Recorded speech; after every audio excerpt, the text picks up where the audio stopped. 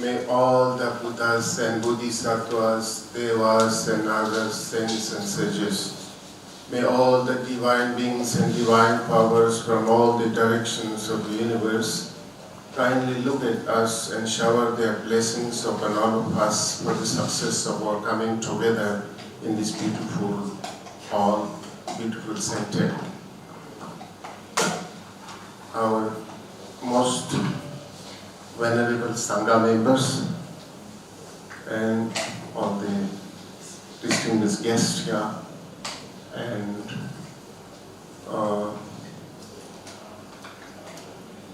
Dhamma friends, brothers and sisters in Dhamma, and especially the founder of the center, Mahāupasaka, the work he has done, he deserved an honorary doctorate degree, so we thought of conferring honorary doctorate degree, so he's known as Dr. Tan. And our another icon, young icon, now Naveen. What is his name? Naveen. And all who are present here. Very, very good evening to all of you. And when I say good evening, I mean it, not the casual one which everybody says, good morning, good afternoon, good night, which doesn't mean, right? Just say, and sometimes with a bit artificial smile, you say, hello, good morning, good afternoon, and in the mind you say, you go to hell. So when I say good evening, I mean it because this evening is good. Yeah? Whenever Sangha members, in Malaysia to get so many Sangha members is not a small thing. They have the blessings of the Sangha members. And many of you have come together here in this beautiful hall to hear, to discuss, to think something higher than the normal life, something greater, superior than the life of the Coca-Cola and Pepsi-Cola. Isn't it? Usually we are all get lost in this worldly things. So I use this Coca-Cola and Pepsi-Cola which represent all worldly things. When you hear from me this Coca-Cola and Pepsi-Cola again and again, please consider that these two represent all the samsara. Okay?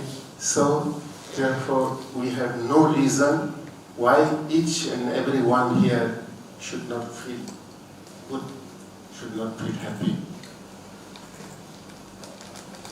Nobody is creating problem to each other. Is anybody creating? Everything, every small part of this world, having very carefully, with so much love and affection, created, prepared to make you happy. So please tune yourself in the present moment and relax and feel happy. However, if 1 or 2%, few percent are feeling some difficulties or not so happy or not feeling goodness, that means not because of this situation, this hall, not because of the Buddha, not because of me, not because of 𝗍𝗵 picture. It's because of your failure to live in the present moment. Your body is here, the mind is, as usual, somewhere else. We're fighting with somebody, or arguing with somebody, or yesterday, or tomorrow, or this and that. So therefore, I will request once again, try to forget. I mean, not forever, huh? Not forever. While you are here, you have to understand, I am sure all of you have heard so many Dhamma talks, and what's the meaning of being in the present. So newcomers sometimes misunderstand. There is more misunderstanding than right understanding.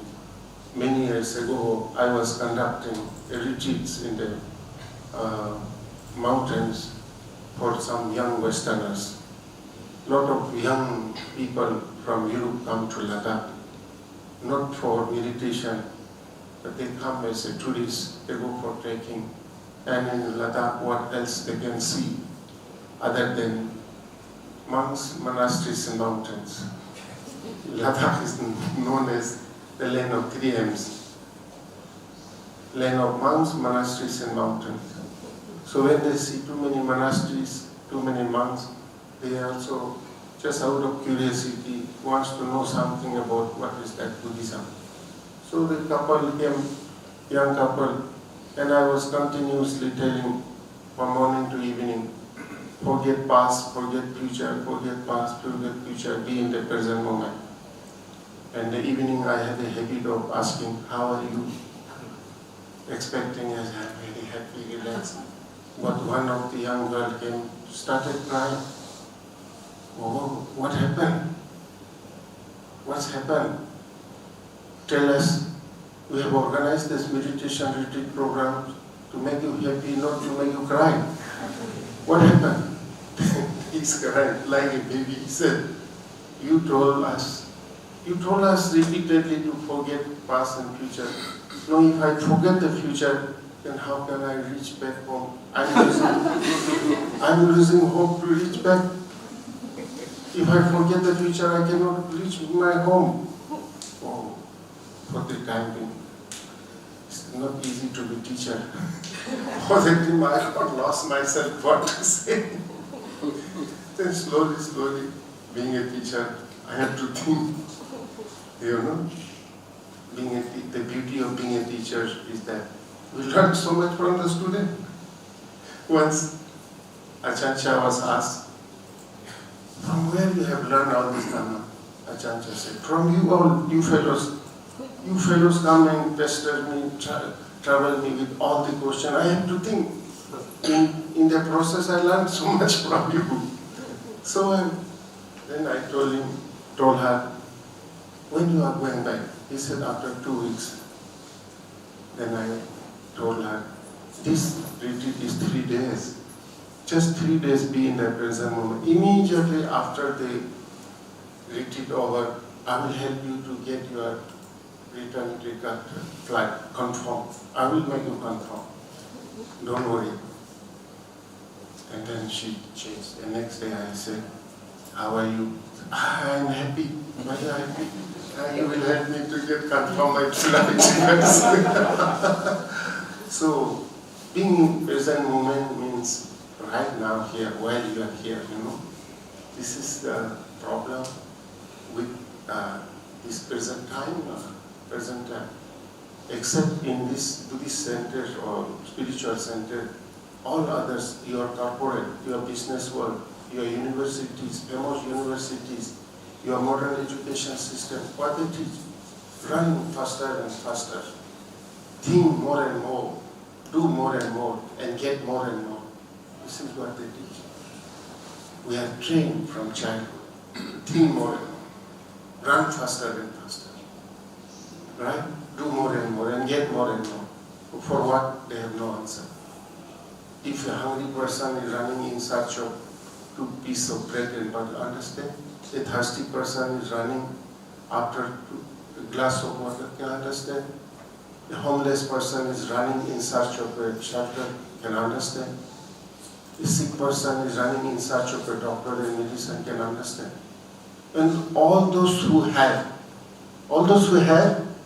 they're also running. Why running? Because you have been asked. Everybody is running, so let me also run. This is what happening in the modern world, corporate world, isn't it? Do more and more. We must run, we must do, we must get something for what? To enjoy relaxation, to enjoy peace, happiness. But those running, those accumulating more than what you need, it doesn't help you to be peaceful, be happy, meaningful, doesn't help you to grow inwardly, spiritually. It has no meaning. then we become a machine. There's no much difference between us and robots, machines, you know. Yeah. There's a story, one businessman, big businessman, I don't mean to insult any businessman here. I'm sure most of you are businessmen, yeah? So all businessmen are not like, it's just an example. so one businessman was driving an expensive car on a highway at 170, 80 kilometers fast, driving, going to his office or somewhere for meeting, business meeting. On the way, on the side of the road, under the tree, he saw one young man, a handsome man. Looks very handsome, young, strong, just sitting, simply sitting under the tree. And this man got curious. He slowed down, stopped the car and went out and said, "Oh, young man, what happened to you?" He said, "Nothing happened." "Why you are sitting? Why are you sitting under the tree? What happened?" "Oh, nothing happened, I am simply sitting." "Oh, young man, you look so very young, strong, intelligent, handsome. Why don't you go to city?" So the young man asked, why sir, why should I go to city?" The businessman said, "Oh, young man, you look so intelligent, you don't understand that much. If you go to city, you can get a job." The young man again asked, "For what, sir?" "Oh, young man, you look so intelligent, you don't understand that much. If you get a job, you can earn money." And again the young man asked, "For what, sir?" "Wow, you look so intelligent, you don't understand that much. If you earn the money, with the money you can buy a house, you can buy expensive car, you can have furniture, this and that." The young man again asked, "For what, sir?" "Oh, young man, you look so intelligent, you don't understand that much. If you have a house, if you have a car, if you have a refrigerator, if you have a comfortable sofa house, then you can relax lah. You can relax." And the young man said, "Sir, this is what I am doing under this tree. What exactly?" And then the businessman couldn't understand. He shook his head and turned towards his car to resume his speed. And before he entered the car, the young man shouted from behind, Sir, can you please stay one moment?" "Sir, I also went through this madness which you are going through now." The businessman got annoyed. "What do you mean?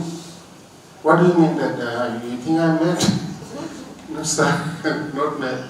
Sir, for your information, I was a very successful businessman.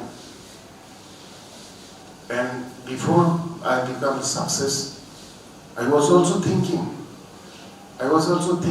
if I make a lot of money, if I have a big bungalow, if I have a car and this and that, then time will come, I will relax and enjoy peace and happiness, all these things. With this I work hard. I had a big bungalow, I had a big car, I had a big garden, I had a big kitchen, but no time for it. I have a lot of flowers in the garden, my gardener was enjoying the flowers more than me.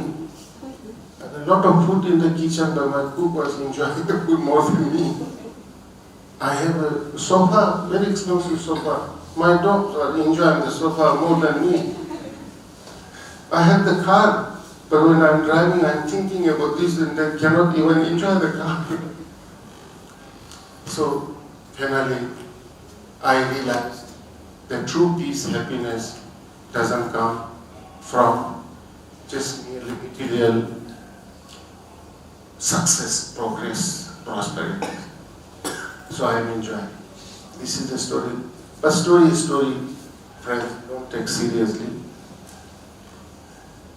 Tomorrow, don't give up your bungalow, car, everything. Go and sit under the tree on the side of the road. And the police will come. What are you doing here? Why are you sitting? What are you doing? And you will say, don't you know, policeman? Yesterday I went to deep rural center. I met such a great monk coming from Himalaya. He said, real happiness here comes from sitting under the tree, like the Buddha. Sir, I have given up my car, bank balance, everything. Now I am enjoying this. Be careful. The police may take you to mental hospital. And after some time you realize, wow, I was such a successful businessman, enjoy. How I am landed up in mental hospital? Because of that monk. Friends, be careful. Be careful. First of all, you shouldn't be going to any Buddhist center. You shouldn't be seeing any monk, particularly a monk coming from Himalaya, be careful. Because of that stupid monk, I look what happened to me. Every story, friends, every story, there is some message. Forget the story, catch the message. That means there is a balance. Just external development, material development is not enough. While we are learning, while we are trying to give all the comfort to the body, good food, good clothes, wonderful bathroom, taking time spa, looking into mirror, spending so much for the body. We should not forget the heart, the mind. We are citizens of two worlds, the citizen of the external world. I don't need to mention about that. You people know more than me. But we are also citizens of the inner world. Yes, the heart, the mind, the emotion. That in modern worlds have neglected. We have focused too much on the external aspect of our life, material aspect of life. With the result, we have bigger and bigger shopping complex, bigger and bigger supermarkets and all these things. But have you noticed, there is not a single shop in all the biggest supermarket for your heart, for your mind, right? All are for the body, all body. Body also one aspect of body, just the youth, the beautiful part of our life. That supermarket doesn't show any old person. All the young people. The seller also all young people. They sell everything as if we are going to remain young forever. Old age is not coming. Sickness is not coming. Death is not coming. We are going to remain evergreen. This is the impression modern world and business world give. Have you seen any shop in the supermarket where you can go saying, oh, I've been suffering from lack of happiness for last many days. Can you give me 1 kilogram of happiness? Go to the next one. I've been suffering due to the lack of wisdom.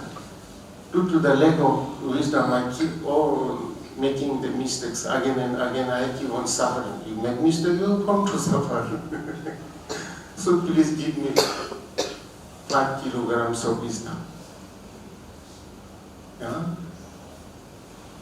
There is no such things. For all these things, we have to turn to the spiritual side of our life, inner side of things. I go to Europe sometimes. When I go to Europe, I travel to many places, and I cannot find a vihara like in Malaysia. You have vihara everywhere, beautiful. Subang Jaya Center, Bandar Utama Center, BGM, Nalanda. Oh, so many. In Europe, you cannot find a vihara for monks to stay in places. So often I have to stay in somebody's house. And sometimes I find a big house, basement, ground floor, first floor, second floor also. 2 persons stay.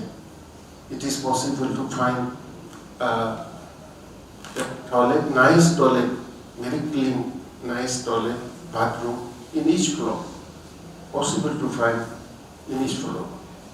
When I ask my friend, where is your meditation room? No meditation room. So I tell them, can you convert one of the nice bathroom into meditation room? Immediately And can you please spend more time in the meditation room than the toilet? Yeah? We need, as you need the bathroom to wash and clean the body, you need the meditation room to clean the dirt of the mind. In the bathroom and meditation room have a similar function. What you do inside the bathroom, basically you do two things: purification and beautification of the body. Correct or not? That's what you do. Purification and beautification of body. What we do in the meditation room, the same thing. Purification and beautification of your heart, mind. Isn't it?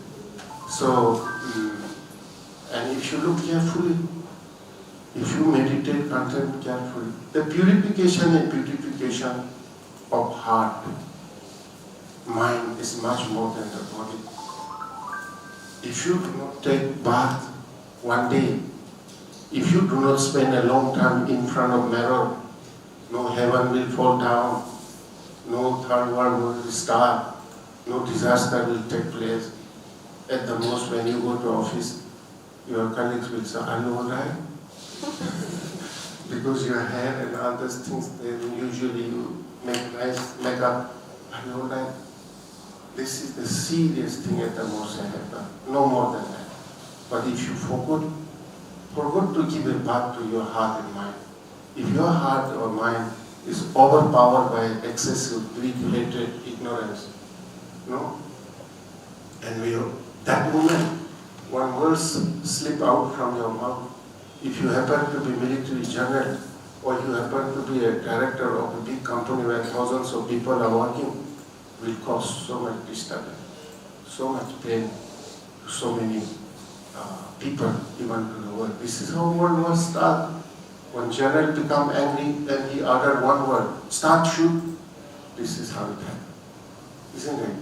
So, it's so important. Taking care of the heart and mind is more important than body. So I'm sure you Malaysians are so fortunate. I'm sure you all have a nice bathroom. I have no doubt about that. But meditation room in each house, I'm not very sure. I will ask you the same thing. If you do not have, please, either you convert one of the bathroom into meditation room, or you create a nice meditation and spend more in the meditation room. It doesn't mean that it has to be balanced. It doesn't mean, when I say the purifications and beautification of heart is more important than body, that doesn't mean from tomorrow you should stop taking bath.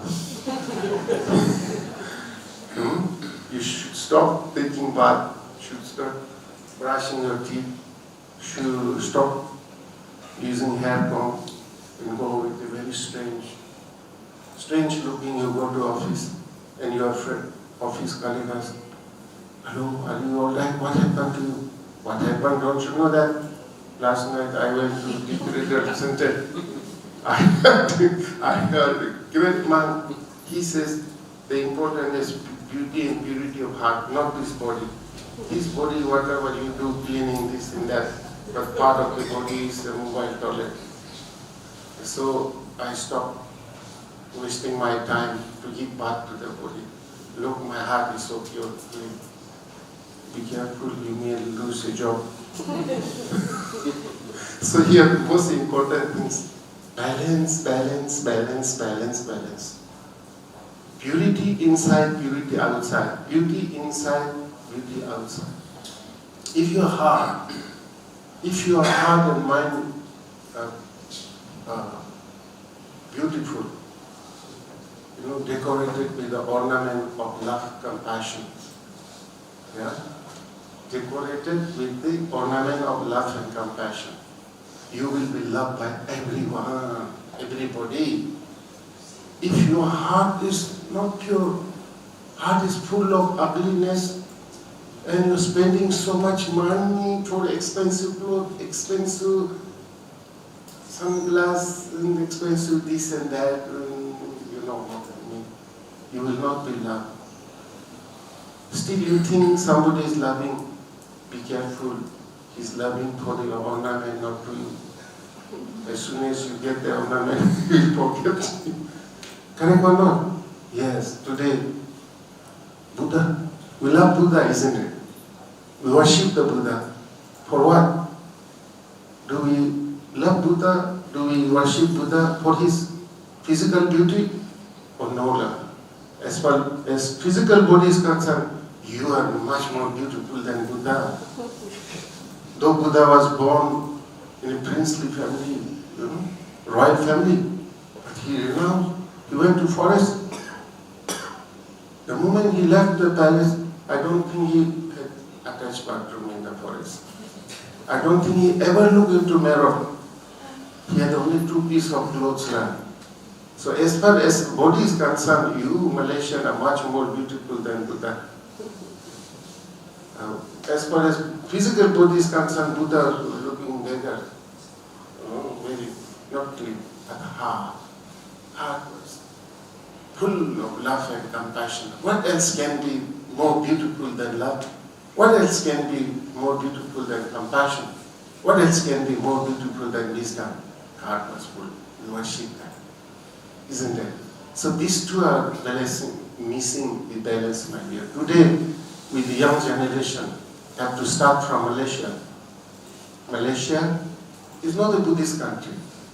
But for me, Malaysia is more than Buddhist country. Because I found the Buddhists are so creative, like Dr. Tan, like in Nevin, and there's one more sitting there on the computer.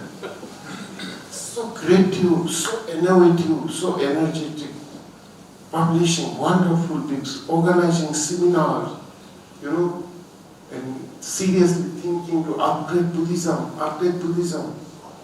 So many Sangha members. Malaysia is not Buddhist country. Venerable Dr. Dhamma, I visited him some 5-6 years ago. There was nothing. This time I was surprised what he created big Brahma Vihara. So many Sangha members. That's why I say, you have a saying from your tourist department, Malaysia truly Asian. I say Malaysia truly Buddhist. But keep this to yourself. I find it, in the traditional Buddhist country, they are nice people, goody nice people, they have kind of fake devotion. Yeah. But they are just because born in a Buddhist country, because born in a Buddhist family, because got a Buddhist name, they consider they are born enlightened. No study, no thinking. That kind of Buddhism, the devotional aspect of Buddhism can no longer survive, cannot survive. Now we have to develop the scientific part of Buddhism, the rational part of Buddhism, the humanistic part of Buddhism, the practical part of Buddhism, the day-to-day life-oriented Buddhism, and present in a very scientific. That's why now today we have to bring science and spirituality together. Science and spirituality, right? Meditation and medication, psychology and ecology, physics and metaphysics, inner and outer, head and heart, east and west, yeah? Technology and psychology must bring together. Bringing these two together, synthesizing these two together can bring the greatest blessings to the earth. That means the religious people also must be scientifically religious, scientifically spiritual, as far as possible. Of course, spirituality cannot be reduced merely science, because sometimes we say, spirituality begins where science ends. Scientists have dealt only up to material level. They have not been able to go beyond material. Spirituality go beyond the matter and mind. Nirvana is beyond that. The high level of meditation is beyond mind and matters. So, but they have to. And the scientists must be spiritual scientists. If all the scientists are little bit spiritual, they will not misuse knowledge and power for destructive purpose. They will use the knowledge of science only to serve humanity. And religious people, if little bit of scientifically spiritual person, they will have no blind faith. What happened to the World Trade Center in New York? They were scientists, they were learned people, engineers. They hired so many aeroplanes, hit against the tower, the World Trade Center, killed themselves, 1,000 people. Blind faith is happening in the name of religion, blind faith. Correct? So I have to bring this together. For that, Ladakh symbolizes most ancient Buddhist land in the Himalaya. Kuala Lumpur symbolizes the most modern city, science, technology. Ancient monastery in the high Himalaya symbolize ancient faith. The twin tower of Kuala Lumpur symbolize the most modern city. We need to come together. We have so much to learn from each other together. We have the faith, the devotion. Faith and devotion is the foundation of spirituality, but not enough. Leg important, but need eye. You have the leg, no eye cannot walk. You have the eye, no leg cannot walk. You have the eye and the leg, then you can walk.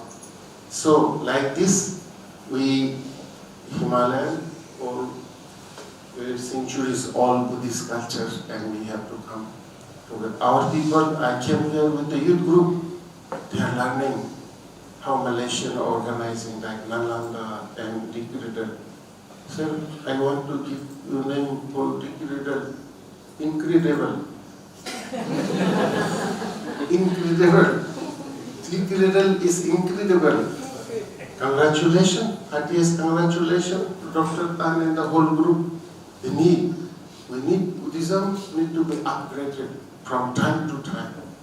Dhamma remains the same. The nature of Dhamma is same, but the way of transmissions, communication, how we present, we have to look the audience. So now we live in the age of science, age of logic, age of reasoning, age of intellect. So Buddhism must, must train the young people to present. Now sometimes people say the young people are not taking interest in religion. Young people are not taking interest in Buddhism. That's not true. Young people will take more interest in the Dharma than before. Why? Buddhism, if you properly study and apply, Buddhism is a solution to problem. Buddhism is a medicine to illness.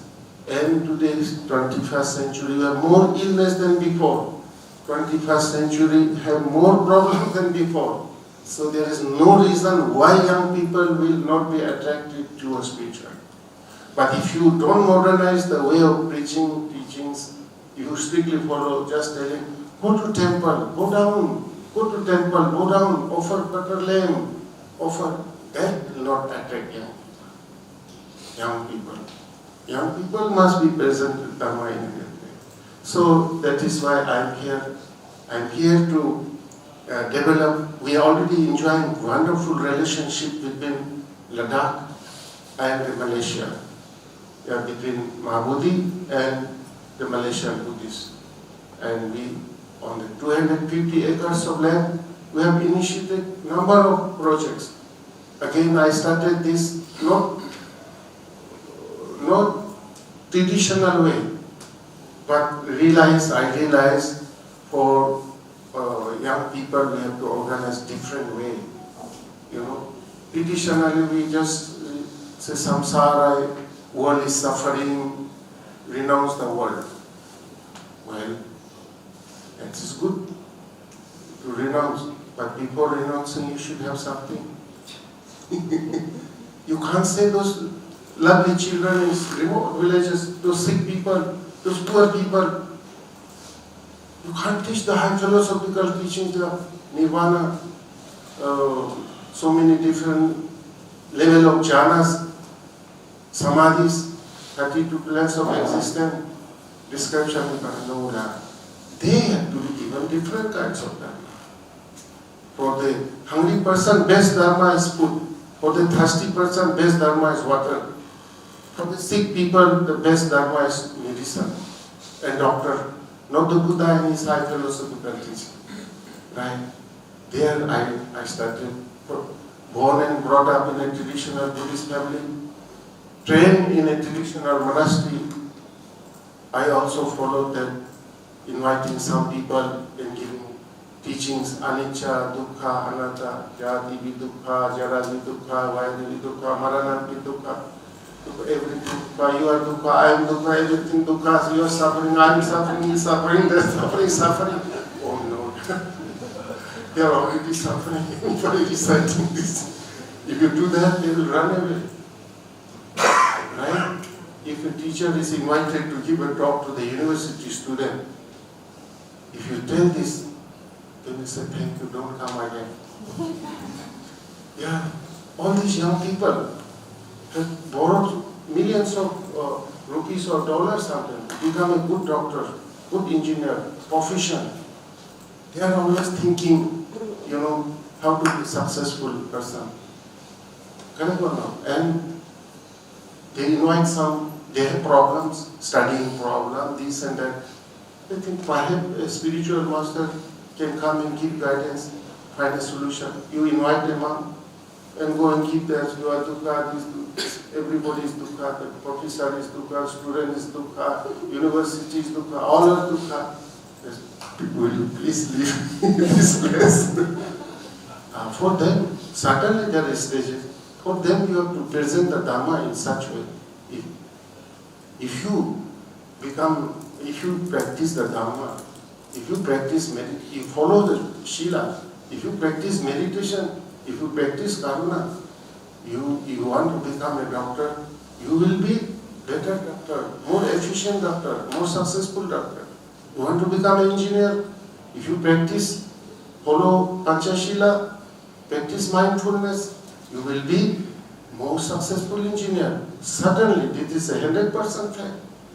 If you follow 5%, you will not fall into such a regret, Or if you practice mindfulness, suddenly your efficiency will increase. You will definitely become a more successful either businessman, doctor, engineer, whatever profession. Because if you practice meditation, you become more mindful, more concentrated. Anything you want to do, driving a car, cooking a food, you do with mindfulness, you will not put too much salt or less. But if you are not mindful, you are hurriedly cooking, or you will put double time salt and the food will spoil, or double sugar you put in that. Mindful. You do. That way they can, this is how it needs to be presented, Dhamma. So friends, and I think I'm supposed to share something, what we are doing in Ladakh. Please remind me, is it time is over, the way you are saying, I feel something. Bhante can share a little bit more about how you the mission in Ladakh and all that. Yeah. Yes, yeah. Well, I already tried to share a little bit.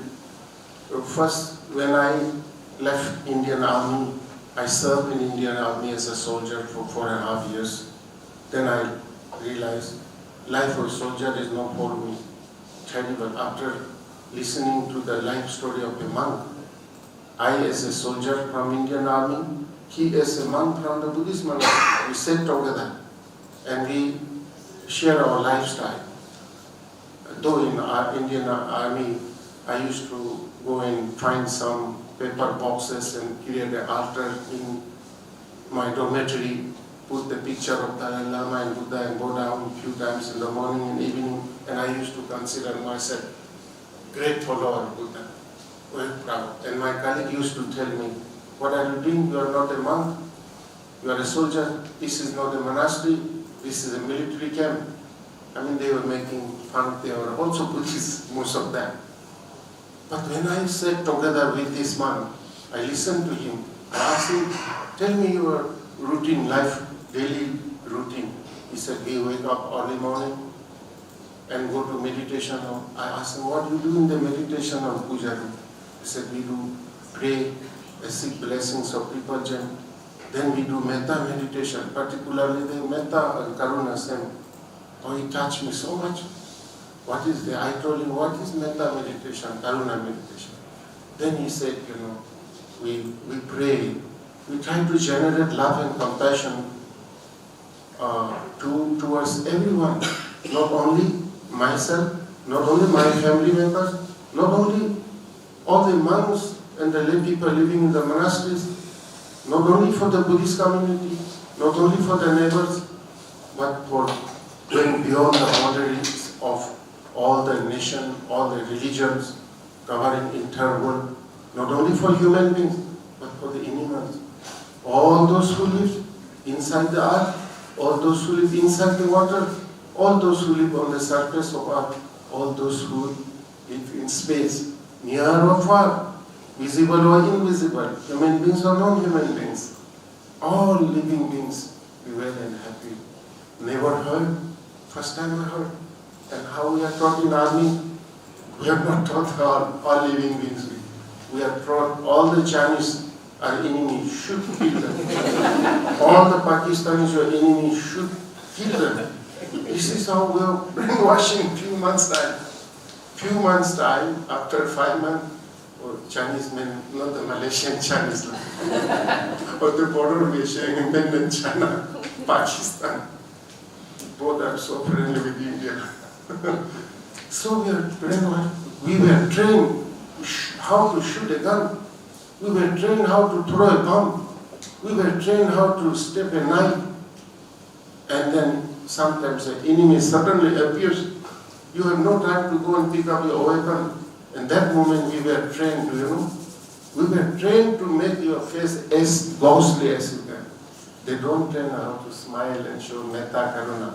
They train us to make your face as ghostly as you can, to frighten the enemy. And we were trained to produce the sound as audible as you can. And we were trained to hold this way, this neck, twist the neck this way, kick this way, kick that way, kill them. Wow, I have some influence from my father. My family was very religious. My father was like great yogi. Great yogi. Now you cannot see. My father never spent one day without reciting, without doing puja, long time, and loudly. The neighbors also can hear. Wow. And went from one village to another village. He will carry a bunch of Dharma books on his back in the Tibetan traditional way. Now things have changed. Now young people, instead of Dharma books, they carry mobile. Instead of reciting the mantras, Om Mani Padme, they recite the Michael Jackson song. Now they have the 3G, 4G, 5G, but no Guruji. No Guruji, things change. So I have some influence myself. I used to consider myself a Buddhist. When I compare my life with the monk, I say, oh my God, Buddha, do I have to spend the rest of my life with the guns? Sometimes we used to sleep with guns on China-Pakistan border when there's tension. Do I have to live with the guns and bombs? We were trained cleaning. We were trained again and again cleaning, but not cleaning the mind, not even body, cleaning the guns. Keep ready the guns for shooting. Oh, I told the monk, can I leave this? Can I join your monastery? He said, yes. Yes, he said, if the gate of Dhamma, gate of temple is always open, those who are ready to. We quickly wrote a letter, small letter to my Guru, introducing myself, expressing my wish. He said, if you are serious, welcome. Immediately I resigned and went to my monastery in Bangalore. And since childhood, I've been very curious, inquisitive about everything, a lot of questions. I was searching something, I was looking something, but I don't know what searching, looking. When I reached to the monastery, I felt, I lost my way in the forest, finally found out. I felt, do you see Indian movie? Indian movie famous? Yeah, in some Indian movie, you will find the mother, father, and their son got in a very crowded place, market, got lost, separated.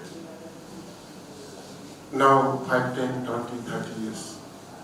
Parents do not know their son is alive or where they are. The son doesn't know their parents are alive where they are. But after 20, 30 years, happened that they meet, they come together, they recognize each other. The son thinks, it's my father, my mother. Yeah? And the parents say, it's my son. They hug each other. And you can imagine the joy in the hearts of the parents and the son. When I went to the monastery and met my teacher, I had the same feeling.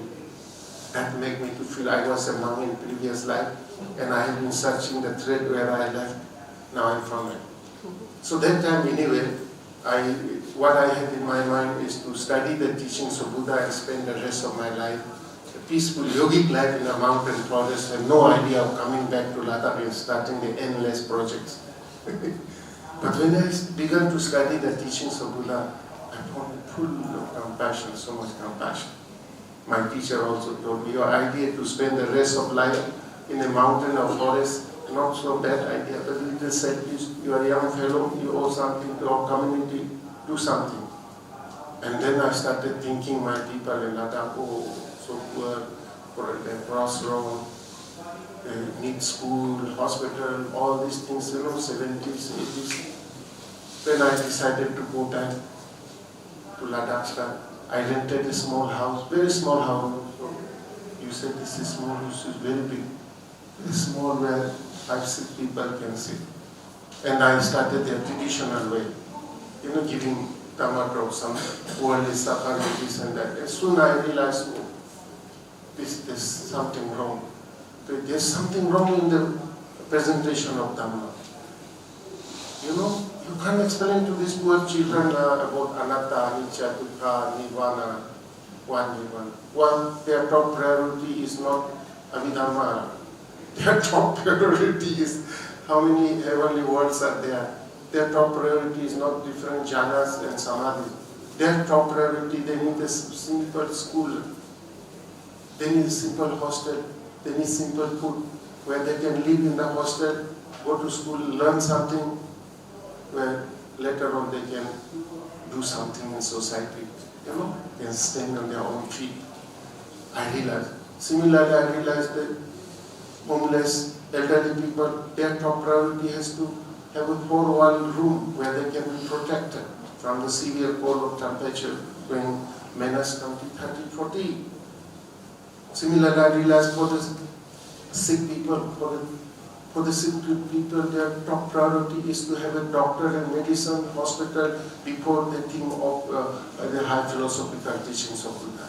Then I decided, I started dreaming, can I look for a piece of land? Can I dream to establish this nice hostel school for the lovely children from those villages? Can I dream? Can I think of establishing a small hospital? Can I think building a small old age home for the homeless elderly people? I started dreaming. I started looking for the land. There was no problem to get the land. Even now, if you want, you can donate land. You want land in Ladakh, you can donate.